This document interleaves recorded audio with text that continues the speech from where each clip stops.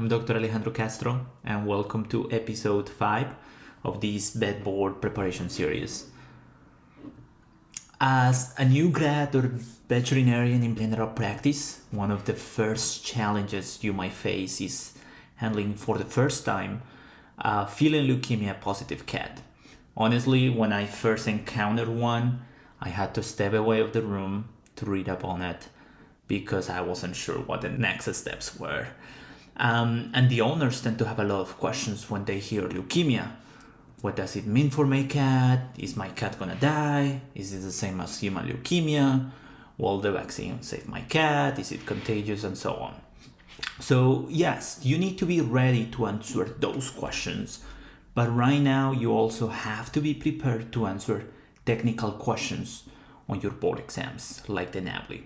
Today, we are gonna talk about the case of a 2-year-old cat testing positive for feline leukemia virus, and we'll dive into some aspects of feline leukemia infections. So here's today's case. So we have a 2-year-old indoor-outdoor cat that presents for a routine vaccination. The owner reports that the cat tested negative for feline leukemia as a kitten, but has not been retested since. On physical exam, the cat appears healthy with no clinical signs. You recommend retesting for feline leukemia virus before vaccinating, and the test comes back positive.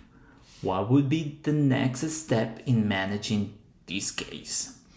So as usual, think about it, pause the video, and remember, highlighting important information really helps.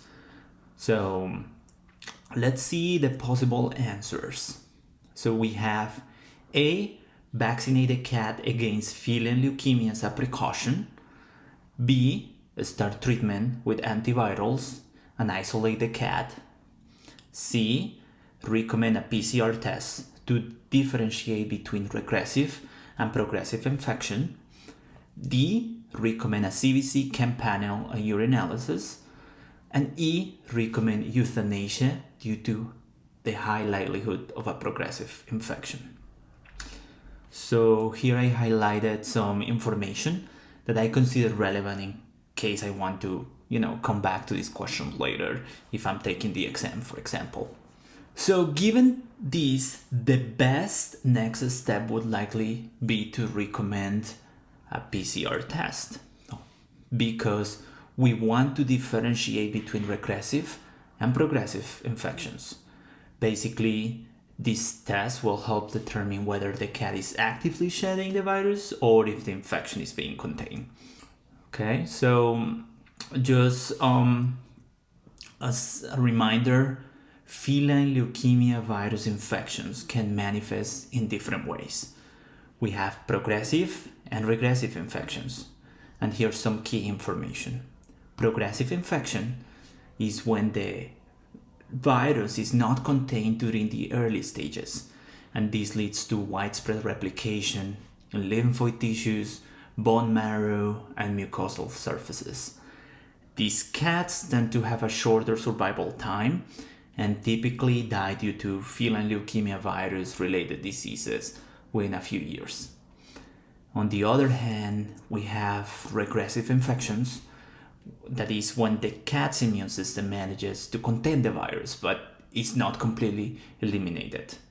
These cats stop shedding the virus after the initial phase and have a lower risk of developing feline leukemia virus associated diseases. However, reactivation can occur, especially in cases of immunosuppression. So just be aware, there is another potential outcome for infection, which is abortive infection. And in this case, the virus is completely eliminated and these cats become immune to the disease.